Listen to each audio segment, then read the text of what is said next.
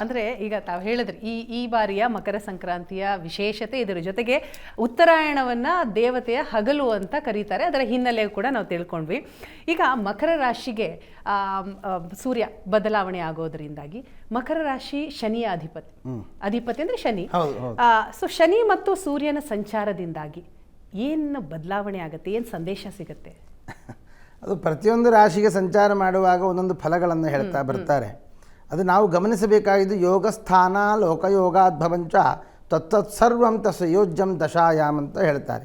ಈ ನೀವು ಫಲಗಳ ಬಗ್ಗೆ ಮಾತನಾಡುವುದು ಅಂತಾದಾಗ ನಮಗೆ ಪ್ರತಿಯೊಬ್ಬ ಗ್ರಹನಿಗೂ ವರಾಹ ಮಿಹಿರಾಚಾರ್ಯರು ಯಾವ್ಯಾವ ರಾಶಿಯಲ್ಲಿ ಅವರು ಸಂಚಾರ ಮಾಡ್ತಾರೆ ಅದಕ್ಕೆ ಪ್ರತ್ಯೇಕವಾದಂತಹ ಫಲಗಳನ್ನು ಹೇಳ್ತಾರೆ. ಅದು ಭಾವಫಲ ಬೇರೆ, ರಾಶಿ ಫಲ ಬೇರೆ, ಯೋಗ ಫಲ ಬೇರೆ, ಹೀಗೆ ಅನೇಕ ಫಲಗಳನ್ನು ಹೇಳ್ತಾರೆ. ಆ ಎಲ್ಲ ಫಲಗಳನ್ನು ನಾವು ಮಿಶ್ರ ಮಾಡಿಕೊಳ್ಳಬೇಕು.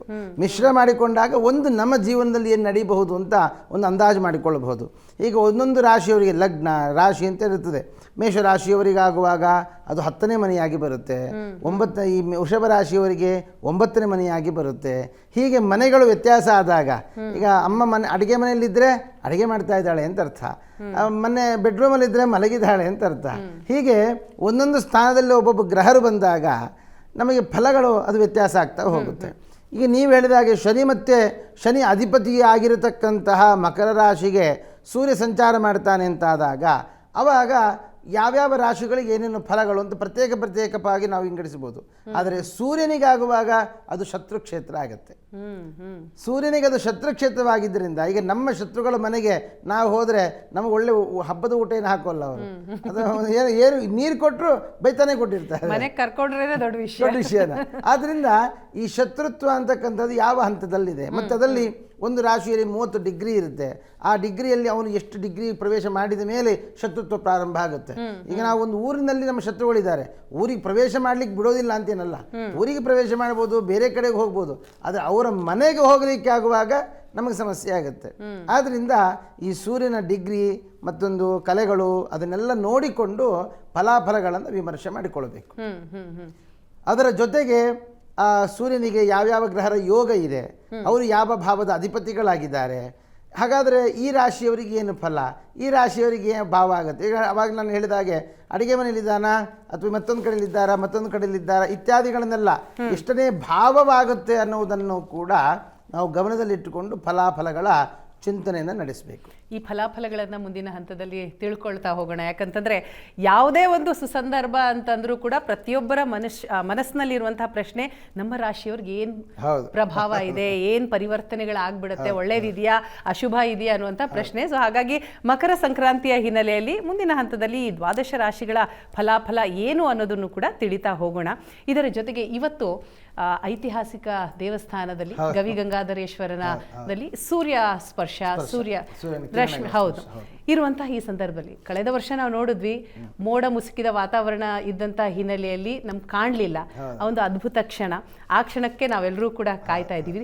ಅದರ ಒಂದು ವಿಶೇಷತೆಯನ್ನ ಈ ಒಂದು ಸಂದರ್ಭದಲ್ಲಿ ತಿಳಿಸ್ತಾ ನಾವು ಮುಂದುವರಿಯೋದಾದ್ರೆ, ಒಂದು ಪ್ರಧಾನವಾಗಿ ಆಗಿನ ಕಾಲದಲ್ಲಿ ದೂರ್ವಾಸರು ಪ್ರತಿಷ್ಠೆ ಮಾಡಿರತಕ್ಕಂತಹ ಸನ್ನಿಧಾನ, ದೂರ್ವಾಸರ ತಪಸ್ಸಿನ ಸ್ಥಳ ಅದು. ಇವತ್ತಿಗೆ ನಮಗೆ ಬಿಲ್ಡಿಂಗ್ಗಳು ಎಲ್ಲ ಕಡೆ ಬಿಲ್ಡಿಂಗ್ ಕಾಣಿಸ್ತಾ ಇದ್ವು, ಅವತ್ತಿನ ದಿವಸ ದೂರ್ವಾಸರ ತಪಸ್ಸಿನ ಸ್ಥಳವಾಗಿತ್ತಾ ಅಂತ ನಂಬೋದಕ್ಕೂ ಸ್ವಲ್ಪ ಸಂದೇಹ ಆಗುತ್ತೆ. ಆ ರೀತಿಯಲ್ಲಿ ನಾವು ಬೆಳೆಸ್ಕೊಂಡ್ಬಿಟ್ಟಿದ್ದೇವೆ ನಾವು ನಮ್ಮನ್ನು. ಆದರೆ ಆ ಒಂದು ಆಗಿನ ಒಂದು ಸೂರ್ಯನ ಒಂದು ದೃಷ್ಟಿ ಅಥವಾ ಸೂರ್ಯನ ಕಿರಣಗಳು ಆ ಲಿಂಗದ ಮೇಲೆ ಬೀಳುತ್ತೆ ಅಂತ ಆದಾಗ ಅದೊಂದು ಪರ್ವಕಾಲ ಅದು.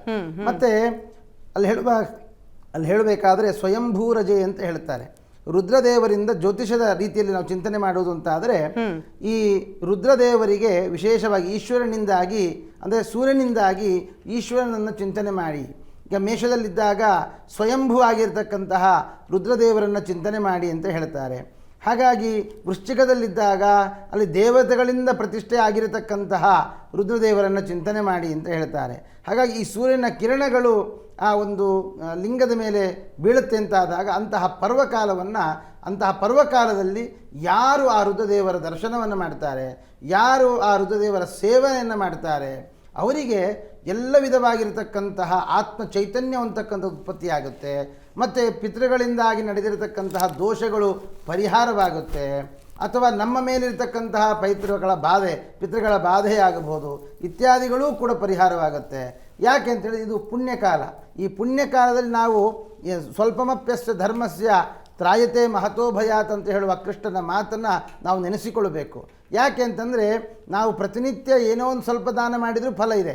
ಅದು ಇಂತಹ ಪರ್ವಕಾಲದಲ್ಲಿ, ಇಂತಹ ಪುಣ್ಯಕಾಲದಲ್ಲಿ, ಅದರಲ್ಲಿಯೂ ದುರ್ವಾಸರಿಂದ ಪ್ರತಿಷ್ಠೆಯಾಗಿರತಕ್ಕಂತಹ ಈಶ್ವರನ ಸನ್ನಿಧಾನ, ಈ ಕಿರಣಗಳು ಅವನ ಮೇಲೆ ಬೀಳುತ್ತೆ ಅಂತಾದರೆ ಸಾಕ್ಷಾತ್ತಾಗಿ ದೇವರೇ ಬಂದು ಕೂತ್ಕೊಂಡು ಪೂಜೆಯನ್ನು ಸ್ವೀಕಾರ ಮಾಡ್ತಾನೆ ಅನ್ನುವಂತಹ ಹಿನ್ನೆಲೆ ಇದೆ ಅದಕ್ಕೆ.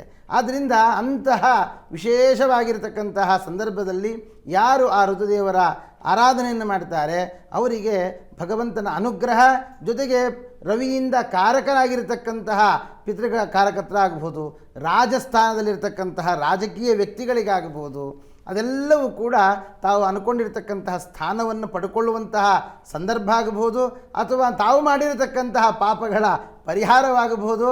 ಅದನ್ನೆಲ್ಲವನ್ನು ಕೂಡ ಈ ಸಂದರ್ಭದಲ್ಲಿ ಸ್ವಲ್ಪ ಮಾಡಿದರೂ ಸಾಕು, ದೊಡ್ಡ ಪಾಪದ ಮೂಟೆಯನ್ನು ಕಳ್ಕೊಳ್ಬಹುದು. ಅಂದ್ರೆ ರುದ್ರದೇವನ ಅನುಗ್ರಹ ಬೇಕೇ ಬೇಕು ಅಂತ ಈ ಸಂದರ್ಭದಲ್ಲಿ ರುದ್ರದೇವನ ಪೂಜೆ ಪುನಸ್ಕಾರಗಳು ಅತ್ಯವಶ್ಯಕ.